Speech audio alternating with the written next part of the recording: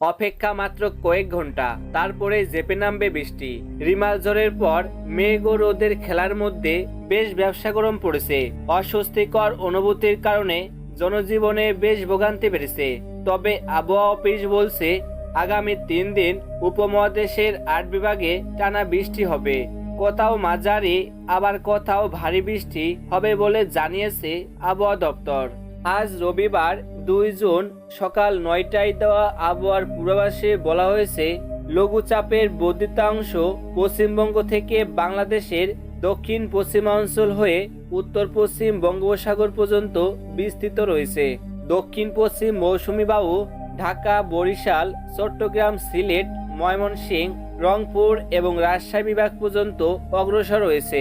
দক্ষিণ পশ্চিম মৌসুমী বায়ু আরও অগ্রসর হওয়ার জন্য পরিস্থিতির অনুকূলে রয়েছে। এই অবস্থায় আগামী 24 ঘন্টায় রংপুর, ময়মনসিংহ ও সিলেট বিভাগের অনেক জায়গায়, ঢাকা, রাজশাহী ও চট্টগ্রাম বিভাগের কিছু কিছু জায়গায় এবং খুলনা ও বরিশাল বিভাগের 2-1 জায়গায় অস্থায়ীভাবে দমকা হাওয়া সহ হালকা থেকে মাঝারি ধরনের বৃষ্টিও হতে পারে। এছাড়া রংপুর, ময়মনসিংহ ও সিলেট বিভাগের কোথাও কোথাও ভারী বর্ষণ হতে পারে। এ সময় ঢাকা, টাঙ্গাইল, ফরিদপুর, মাদারীপুর, রাজশাহী, পাবনা, সিরাজগঞ্জ, রংপুর, মৌলভীবাজার, চাঁদপুর, নোয়াখালী, বাগেরহাট, যশোর, বরিশাল, পটুয়াখালী ও ভোলা জেলার উপর দিয়ে বয়ে যাওয়া মৃদু তাপপ্রবাহ প্রশমিত হতে পারে বলে জানিয়েছে আবহাওয়া দপ্তর। বৃষ্টির কারণে সারা দেশে দিনের তাপমাত্রা সামান্য হ্রাস পেতে পারে।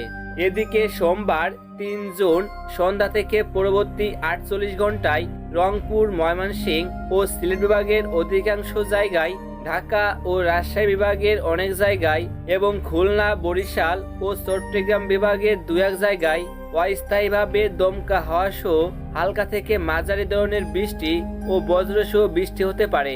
এছাড়া পূর্বাভাস বলছে কোথাও কোথাও ভারী বর্ষণও হতে পারে। সারা দেশে দিন এবং রাতের তাপমাত্রা সামান্য হ্রাস পেতে পারে। তো বন্ধুরা, এই ছিল আমাদের আজকের ভিডিও। এমনই সব লেটেস্ট খবরের আপডেট সবার প্রথমে পেতে হলে অবশ্যই চ্যানেলটিকে সাবস্ক্রাইব করে পাশে থাকবেন।